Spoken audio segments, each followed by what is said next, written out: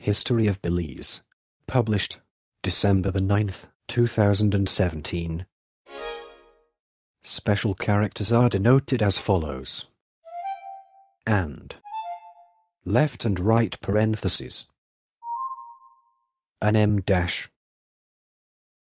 The history of Belize dates back thousands of years.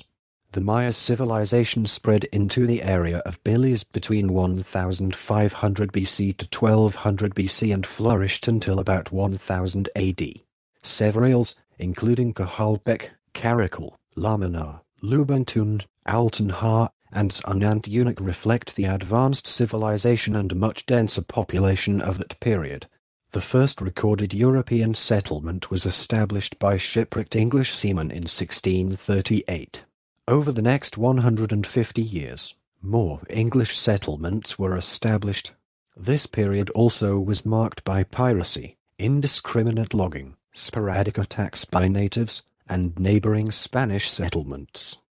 Great Britain first sent an official to the area in the late 17th century, but Belize was not formally termed the colony of British Honduras until 1840. It became a crown colony in 1862. Subsequently, several constitutional changes were enacted to expand representative government. Full internal self-government under a ministerial system was granted in January 1964.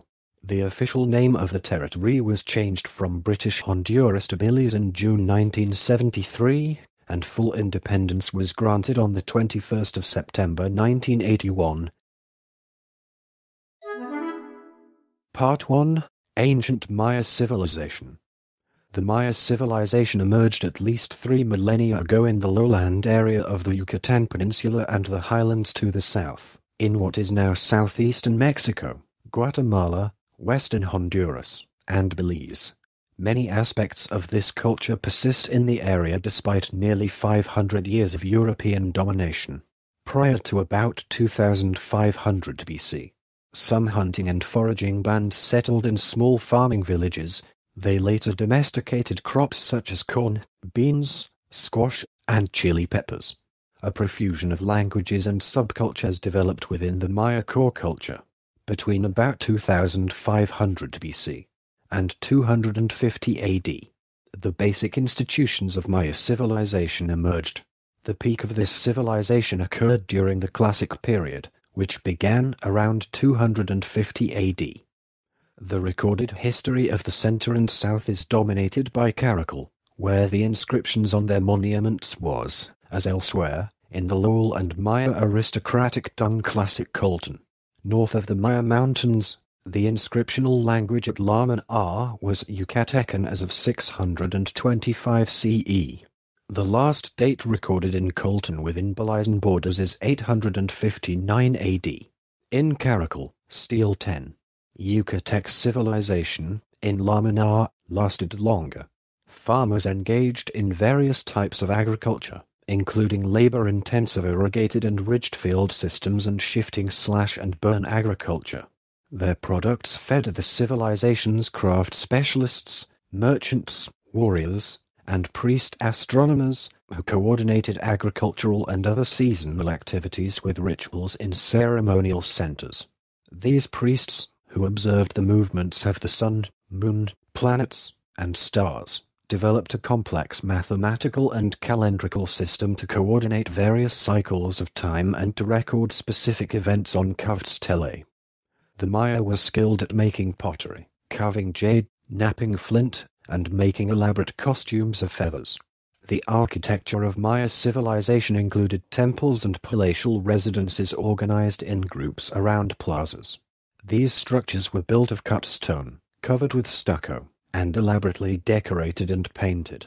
Stylized carvings and paintings, along with sculptured stelae and geometric patterns on buildings, constitute a highly developed style of art. Belize boasts important sites of the earliest Maya settlements, majestic ruins of the Classic period, and examples of late post-Classic ceremonial construction. About 5 kilometers west of Orange Walk is Cuelo, a site from perhaps as early as 2500 BC. Jars, bowls, and other dishes found there are among the oldest pottery unearthed in present-day Mexico and Central America. Cerros, a site on Chetumal Bay, was a flourishing trade and ceremonial center between about 300 BC and 100 AD. One of the finest carved jade objects of Maya civilization, the head of what is usually taken to be the sun god Quinichao, was found in a tomb at the Classic Period site of Altun Ha, 30 kilometers northwest of present-day Belize City. Other Maya centers located in Belize include Xunantunich and Baking Pot in Cayo District, Lubaantun and Nimalipunit in Toledo District, and Lamanai on Hillbank Lagoon in Orange Walk District. In the late Classic Period, it is estimated that at least 400,000 people inhabited the area. People settled almost every part of the country worth cultivating, as well as the Key and coastal swamp regions. But in the 10th century, Maya society suffered a severe breakdown. Construction of public buildings ceased, the administrative centers lost power, and the population declined as social and economic systems lost their coherence. Some people continued to occupy, or perhaps reoccupied, sites such as Altun Ha, Xunantunich, and Lamanai. These sites ceased being ceremonial and civic centers. The decline of Maya civilization is still not fully explained. Rather than identifying the collapse as the result of a single factor, many archaeologists now believe that the decline of the Maya was a result of several complex factors and that the decline occurred at different times in different regions. Part 2. Conquest and Early Colonial Period. Part 2. Conquest and Early Colonial Period. Chapter 1. Pre-Columbian Maya Societies and the Conquest. Many Maya were still in Belize when the Europeans came in the 16th and 17th centuries. Archaeological and ethno-historical research confirms that several groups of Maya peoples lived in the area now known as Belize in the 16th century. The political geography of that period does not coincide with present-day boundaries, so several Maya provinces lay across the frontiers of modern Belize, Mexico, and Guatemala. Spain soon sent expeditions to Guatemala and Honduras, and the conquest of Yucatan began in 1527. Though the Maya offered stiff resistance to Spanish pacification, diseases contracted from the Spanish devastated the indigenous population and weakened its ability to resist conquest. In the 17th century, Spanish missionaries established churches in Maya settlements with the intention of converting and controlling these people. Piracy along the coast increased during this period. In 1642, and again in 1648, pirates sacked Salamanca de Bicola, the seat of Spanish government in southern Yucatan. The abandonment of Bicola ended Spanish control over the Maya provinces of Chetumal and Xunantunich. Between 1638 and 1695, the Maya living in the area of Tipu enjoyed autonomy from Spanish rule. But in 1696, Spanish soldiers used Tipu as a base from which they pacified the area and supported missionary activities. In 1697 the Spanish conquered the Itza, and in 1707, the Spanish forcibly resettled the inhabitants of Tipu to the area near Lake Petanitza. The political center of the Maya province of Xunantunich ceased to exist at the time that British colonists were becoming increasingly interested in settling the area. Part 2. Conquest and Early Colonial Period. Chapter 2. Colonial rivalry between Spain and Britain. In the 16th and 17th centuries, Spain tried to maintain a monopoly on trade and colonization in its New World colonies, but northern European powers were increasingly attracted to the region by the potential for trade and settlement. These powers resorted to smuggling, piracy, and war in their efforts to challenge and then destroy Spain's monopoly. In the 17th century, the Dutch, English, and French encroached on Spain's New World possessions. Early in the 17th century, in southeastern Mexico and on the Yucatan Peninsula, English buccaneers began cutting logwood, Hymetoxylum campechinum, which was used in the production of a textile dye. According to legend, one of these buccaneers, Peter Wallace, called Balice by the Spanish, settled near and gave his name to the Belize River as early as 1638. English buccaneers began using the coastline as a base from which to attack Spanish ships. Buccaneers stopped plundering Spanish logwood ships and started cutting their own wood in the 1650s and 1660s. Logwood extraction then became the main reason for the English settlement for more than a century. A 1667 treaty, in which the European powers agreed to suppress piracy, encouraged the shift from buccaneering to cutting logwood and led to more permanent settlement. During the winter of 1717 to 1718, the notorious pirate Blackbeard, aka Edward Teach, harassed shipping sailing to and from the port of Veracruz, Mexico while sailing in the Bay of Honduras. In April 1718, at Turneffe Fatal, Blackbeard captured the logwood-cutting sloop Adventure and forced its captain David Herriot to join him. Blackbeard then made Israel Hands captain of the Adventure and began sailing for North Carolina. Conflict continued between Britain and Spain over the right of the British to cut logwood and to settle in the region. In 1717, Spain expelled British logwood cutters from the Bay of Campeche west of the Yucatan. During the 18th century, the Spanish attacked the British settlers repeatedly. The Spanish never settled in the region, however, and the British always returned to expand their trade and settlement. The 1763 Treaty of Paris conceded to Britain the right to cut logwood but asserted Spanish sovereignty over the territory.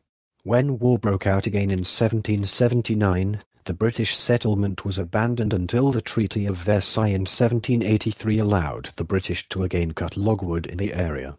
By that time, however, the logwood trade had declined and Honduras mahogany, Sweetenia macrophylla, had become the chief export. Part 2.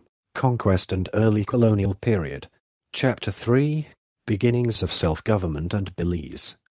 The British were reluctant to set up any formal government for the settlement for fear of provoking the Spanish.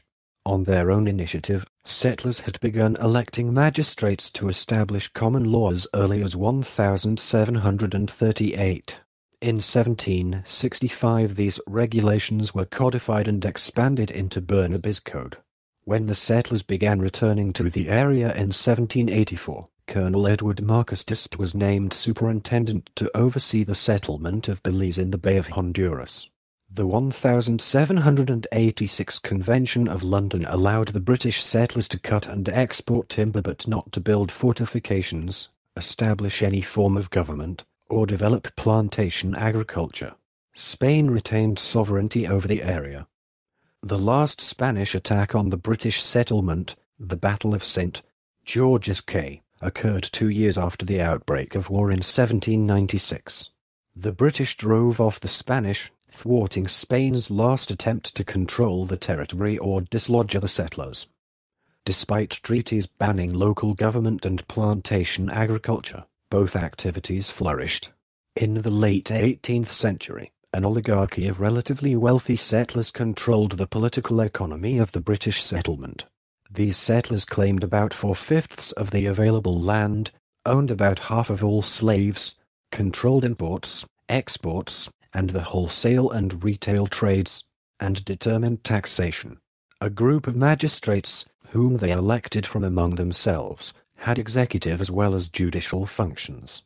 The landowners resisted any challenge to their growing political power. Part 2. Conquest and Early Colonial Period. Chapter 4. Slavery in the Settlement. 1794 to 1838.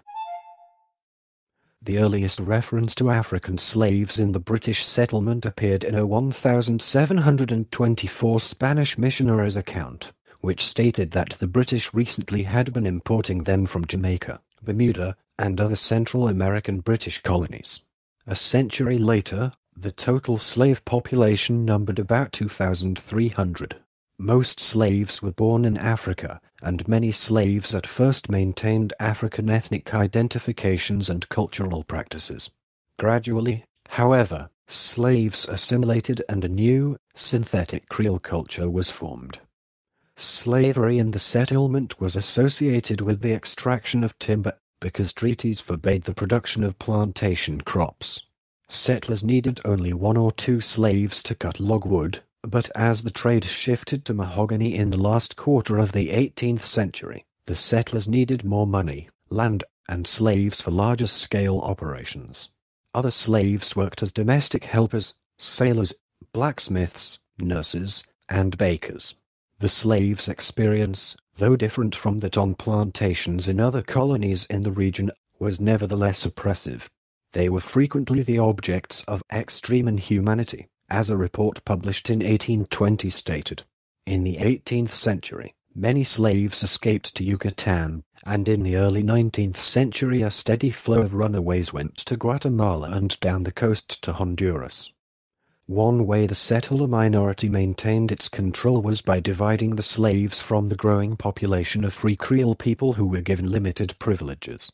Though some Creoles were legally free, their economic activities and voting rights were restricted. Privileges, however, led many free blacks to stress their loyalty and acculturation to British ways. The Act to abolish slavery throughout the British colonies, passed in 1833, was intended to avoid drastic social changes by effecting emancipation over a 5-year transition period by implementing a system of apprenticeship calculated to extend masters' control over the former slaves, and by compensating former slave owners for their loss of property. After 1838, the masters of the settlement continued to control the country for over a century by denying access to land and by limiting freedmen's economic freedom. Part 2. Conquest and Early Colonial Period. Chapter 5. Emigration of the Garifuna. At the same time that the settlement was grappling with the ramifications of the end of slavery, a new ethnic group, the Garifuna, appeared. In the early 19th century, the Garifuna, descendants of handsome people of the Lesser Antilles and of Africans who had escaped from slavery, arrived in the settlement. The Garifuna had resisted British and French colonialism in the Lesser Antilles until they were defeated by the British in 1796. After putting down a violent Garifuna rebellion on St. Vincent, the British moved between 1,700 and 5,000 of the Garifuna across the Caribbean to the Bay Islands, present-day Islas de la Bahia, off the north coast of Honduras. From there they migrated to the Caribbean coasts of Nicaragua, Honduras, Guatemala, and the southern part of present-day Belize. By 1802 about 150 Garifuna had settled in the Stan Creek, present-day Dangriga, area and were engaged in fishing and farming. Other Garifuna later came to the British settlement of Belize after finding themselves on the wrong side in a civil war in Honduras in 1832. Many Garifuna men soon found wage work alongside slaves as mahogany cutters. In 1841 Dangriga, the Garifuna's largest settlement, was a flourishing village. The American traveler John Stevens described the Garifuna village of Punta Gorda as having 500 inhabitants and producing a wide variety of fruits and vegetables. The British treated Garifuna as squatters. In 1857 the British told the Garifuna that they must obtain leases from the Crown or risk losing their lands, dwellings, and other buildings. The 1872 Crown Lands Ordinance established reservations for the Garifuna as well as the Maya. The British prevented both groups from owning land and treated them as a source of valuable labor. Part 2. Conquest and Early Colonial Period. Chapter 6.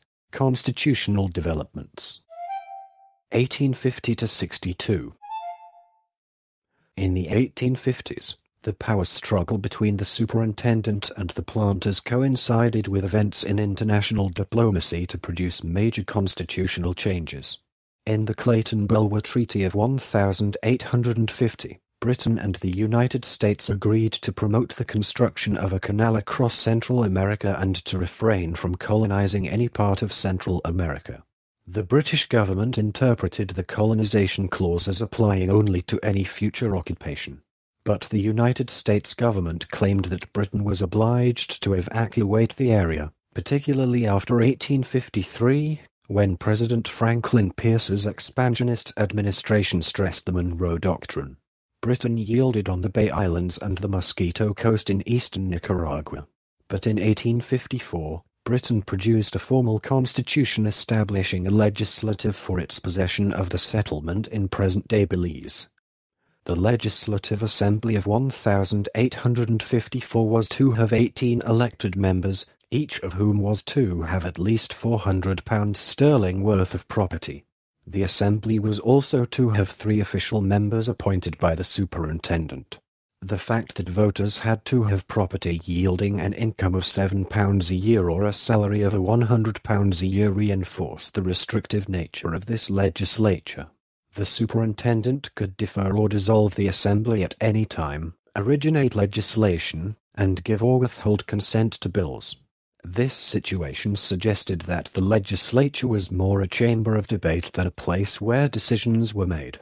The colonial office in London became, therefore, the real political administrative power in the settlement.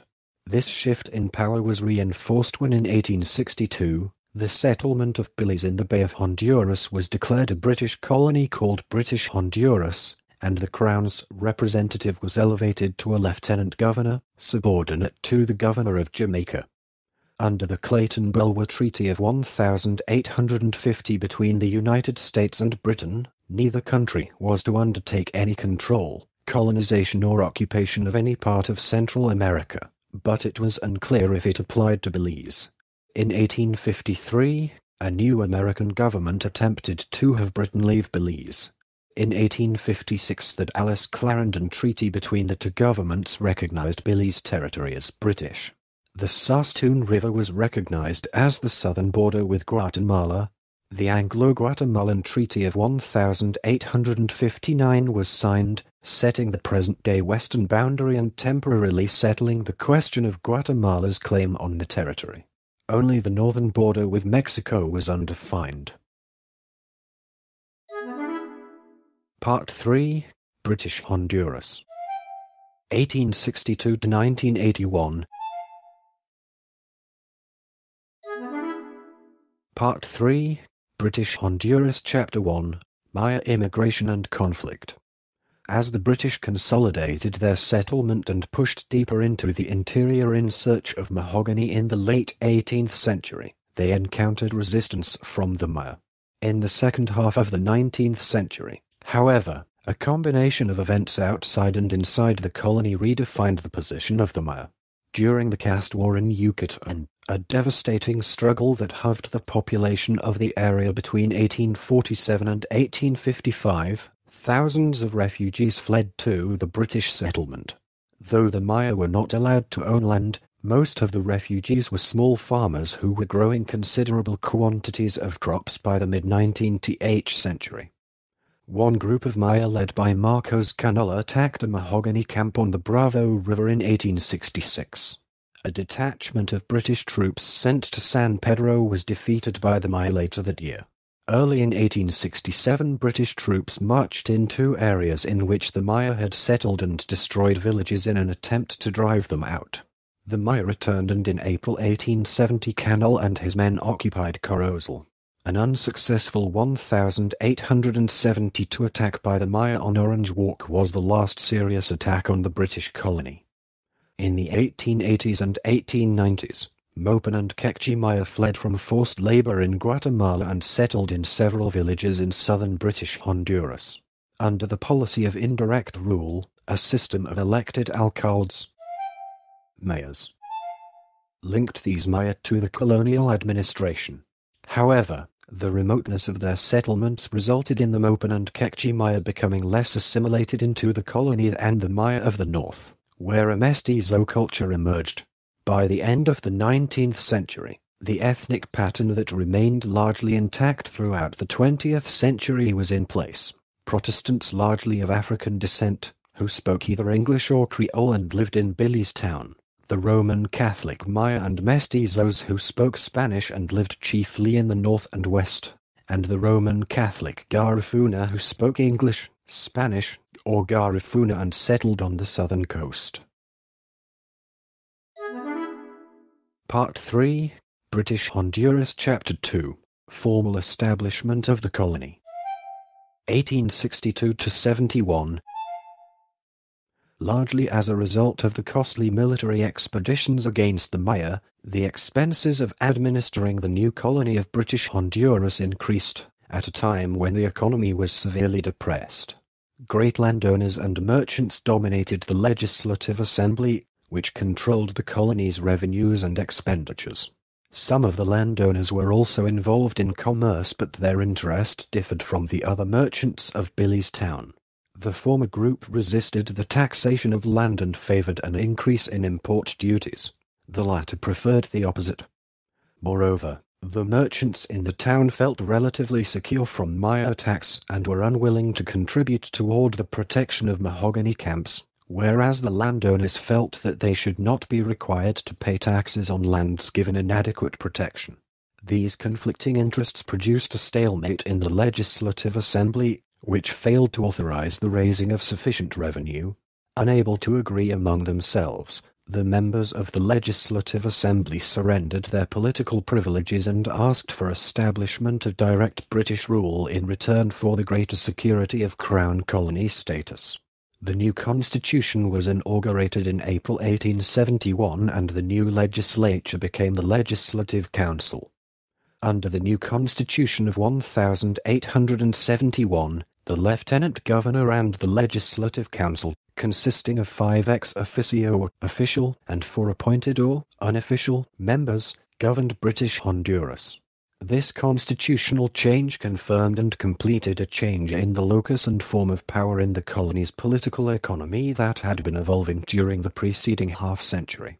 The change moved power from the old settler oligarchy to the boardrooms of British companies and to the Colonial Office in London. Part 3, British Honduras Chapter 3, The Colonial Order. 1871–1931. The forestry industry's control of land and its influence in colonial decision-making slowed the development of agriculture and the diversification of the economy. Though British Honduras had vast areas of sparsely populated, unused land ownership was controlled by a small European monopoly, thwarting the evolution of a Creole landowning class from the former slaves. There were some exceptions, however, most notably, Isaiah Emmanuel Morta, who was the son of former slaves and accumulated a large landholdings of banana and coconut plantations. Land ownership became even more consolidated during the economic depression of the mid-19th century. Major results of this depression included the decline of the old settler class, the increasing consolidation of capital, and the intensification of British land ownership. The British Honduras Company, later the Belize Estate and Produce Company, emerged as the predominant landowner, with about half of all of the privately held land in the colony. The new company was the chief force in British Honduras' political economy for over a century. This concentration and centralization of capital meant that the direction of the colony's economy was henceforth determined largely in London. It also signaled the eclipse of the old settler elite. By about 1890, most commerce in British Honduras was in the hands of a clique of Scottish and German merchants, most of them newcomers. The European minority exercised great influence in the colony's politics, partly because it was guaranteed representation on the wholly appointed Legislative Council. In 1892, the governor appointed several Creole members, but whites remained the majority. Despite the prevailing stagnation of the colony's economy and society during most of the century prior to the 1930s, seeds of change were being sown. The mahogany trade remained depressed, and efforts to develop plantation agriculture failed. A brief revival in the forestry industry took place early in the 20th century as new demands for forest products came from the United States. Exports of chicle, a gum taken from the sapodilla tree and used to make chewing gum, propped up the economy from the 1880s. A short-lived boom in the mahogany trade occurred around 1900 in response to growing demand for the wood in the United States, but the ruthless exploitation of the forests without any conservation or reforestation depleted resources. Creoles, who were well connected with businesses in the United States, challenged the traditional political economic connection with Britain as trade with the United States intensified. In 1927, Creole merchants and professionals replaced the representatives of British landowners, except for the manager of the Belize Estate and Produce Company. On the Legislative Council, the participation of this Creole elite in the political process was evidence of emerging social changes that were largely concealed by economic stagnation. An agreement between Mexico and Britain in 1893 set the boundary along the Rio Hondo, though the treaty was not finalized until 1897. Part 3, British Honduras Chapter 4, Genesis of Modern Politics, 1931–54. The Great Depression shattered the colony's economy, and unemployment increased rapidly. On top of this economic disaster, the worst hurricane in the country's recent history demolished Belize town on the 10th of September 1931, killing more than 1,000 people. The British relief response was tardy and inadequate. The British government seized the opportunity to impose tighter control on the colony and endowed the governor with the power to enact laws in emergency situations. The Belize Estate and Produce Company survived the Depression years because of its special connections in British Honduras and London. Meanwhile, workers in mahogany camps were treated almost like slaves. The law governing labor contracts, the Masters and Servants Act of 1883, made it a criminal offence for a laborer to breach a contract. In 1931 the governor, Sir John Burden, rejected proposals to legalize trade unions and to introduce a minimum wage and sickness insurance. The poor responded in 1934 with a series of demonstrations, strikes, petitions, and riots that marked the beginning of modern politics and the independence movement. Riots, strikes, and rebellions had occurred before, but the events of the 1930s were modern labor disturbances in the sense that they gave rise to organizations with articulate industrial and political goals. Antonio Soberanes Gomez and his colleagues of the Laborers and Unemployed Association, LUA, attacked the governor and his officials, the rich merchants, and the Belize Estate and Produce Company, couching their demands in broad moral and political terms that began to define and develop a new nationalistic and democratic political culture. The labor agitation's most immediate success was the creation of relief work by a governor who saw it as a way to avoid civil disturbances. The movement's greatest achievements, however, were the labor reforms passed between 1941 and 1943. Trade unions were legalized in 1941, and a 1943 law removed breach of labor contract from the criminal code. The General Workers' Union, GWU, registered in 1943, quickly expanded into a nationwide organization and provided crucial support for the nationalist movement. Belize. That took off with the formation of the People's United Party, PUP. In 1950, the 1930s were therefore the crucible of modern Belizean politics. It was a decade during which the old phenomena of exploitative labor conditions and authoritarian colonial and industrial relations began to give way to new labor and political processes and institutions. The same period saw an expansion in voter eligibility. In 1945 only 822 voters were registered in a population of over 63,000, but by 1954 British Honduras achieved suffrage for all literate adults. The introduction of credit unions and cooperatives after 1942, following the pioneering work of Marion M. Gainey, S.J., would gradually increase the economic and political power of the Maya and of the less affluent people in the country. In December 1949, The governor devalued the British Honduras dollar in defiance of the Legislative Council, an act that precipitated Belize's independence movement. The governor's action angered the nationalists because it reflected the limits of the legislature and revealed the extent of the colonial administration's power. The devaluation enraged labor because it protected the interests of the big transnationals while subjecting the working class to higher prices for goods. Devaluation thus united labor, nationalists, and the Creole middle classes in opposition to the colonial administration. On the night that the governor declared the devaluation, the People's Committee was formed and the nascent independence movement suddenly matured. Between 1950 and 1954, the PUP, formed upon the dissolution of the People's Committee on the 29th of September 1950, consolidated its organization, established its popular base, and articulated its primary demands. By January 1950, the GWU and the People's Committee were holding joint public meetings and discussing issues such as devaluation, labor legislation, the proposed West Indies Federation, and constitutional reform. As political leaders took control of the Union in the 1950s to use its strength, however, the Union movement declined.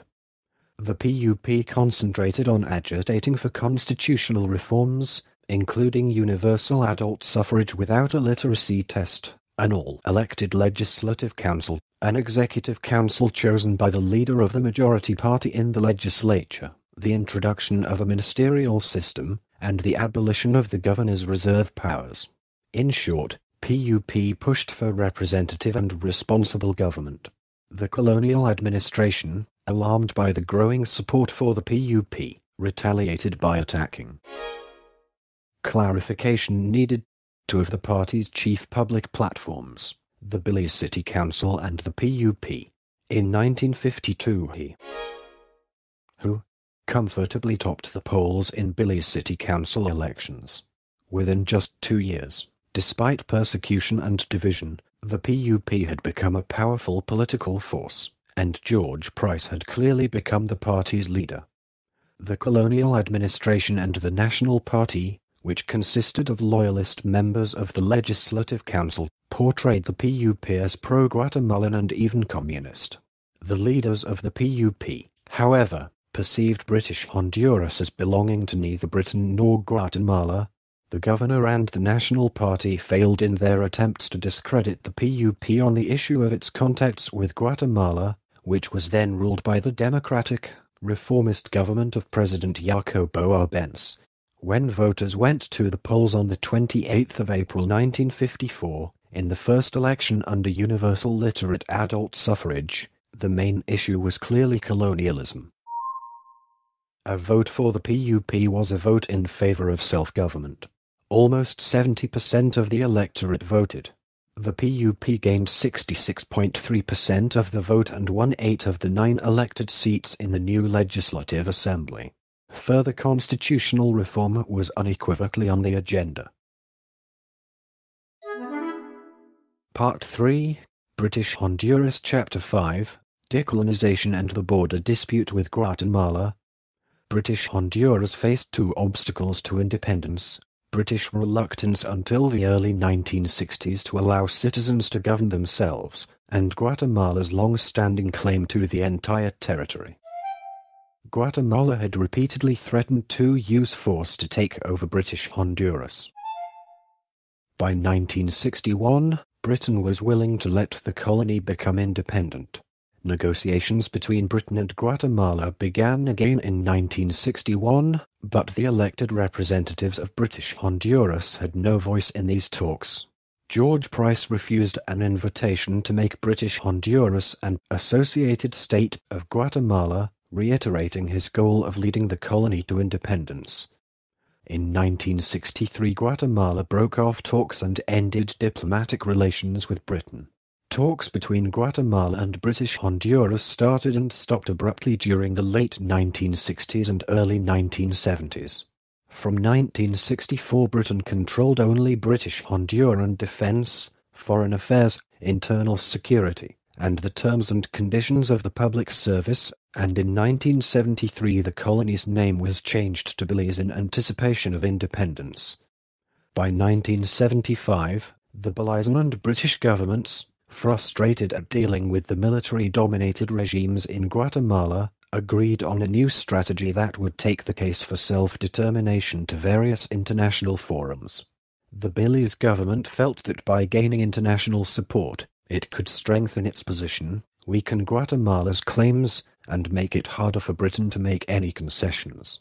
Belize argued that Guatemala frustrated the country's legitimate aspirations to independence and that Guatemala was pushing an irrelevant claim and disguising its own colonial ambitions by trying to present the dispute as an effort to recover territory lost to a colonial power.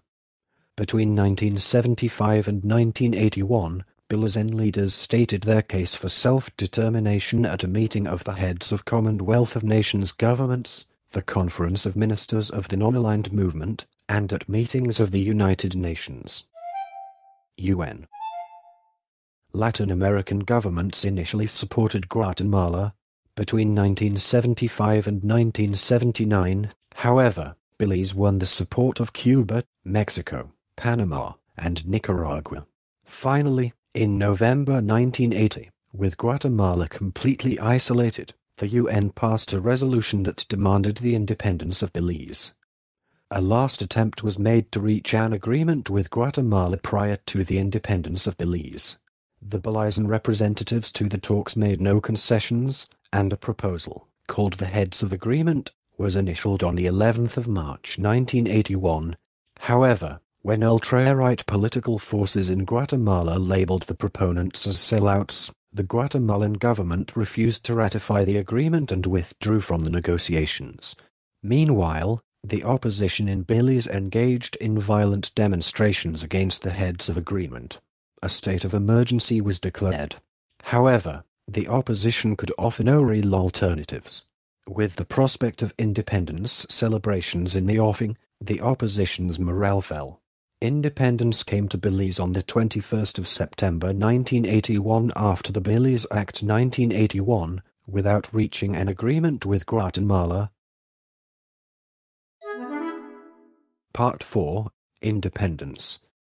With Price at the helm, the PUP won all elections until 1984.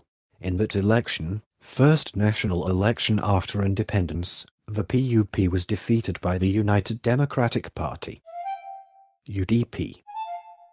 And UDP leader Manuel Esquivel replaced Price as Prime Minister. Price returned to power after elections in 1989.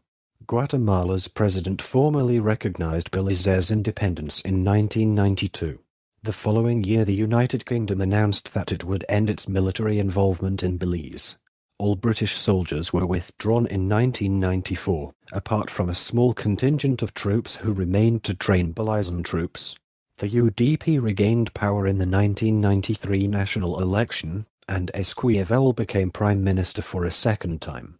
Soon afterward Esquivel announced the suspension of a pact reached with Guatemala during Price's tenure, claiming Price had made too many concessions in order to gain Guatemalan recognition. The pact would have resolved a 130-year-old border dispute between the two countries. Border tensions continued into the early 21st century, although the two countries cooperated in other areas. The PUP won a landslide victory in the 1998 national elections, and PUP leader Said Musa was sworn in as Prime Minister. In the 2003 elections the PUP maintained its majority, and Musa continued as Prime Minister. He pledged to improve conditions in the underdeveloped and largely inaccessible southern part of Belize. In 2005, Belize was the site of the unrest caused by discontent with the People's United Party government, including tax increases in the national budget. On the 8th of February 2008, Dean Barrow of the UDP was sworn in as Belize's first black prime minister. Throughout Belize's history, Guatemala has claimed ownership of all or part of the territory. This claim is occasionally reflected in maps showing Belize as Guatemala's 23rd province. As of March 2007, the border dispute with Guatemala remains unresolved and quite contentious, At various times the issue has required mediation by the United Kingdom, Caribbean Community Heads of Government, the Organization of American States, and the United States. In December 2008, Belize and Guatemala signed an agreement to submit the territorial differences to the International Court of Justice after referenda in both countries, which have not taken place as of December 2013. Notably, both Guatemala and Belize are participating in the confidence-building measures approved by the OAS, including the Guatemala-Belize Language Exchange Project. Since independence, a British garrison has been retained in Belize at the request of the Belizean government. This recording is a derivative work from Wikipedia. For more information, please visit www.frogcast.org.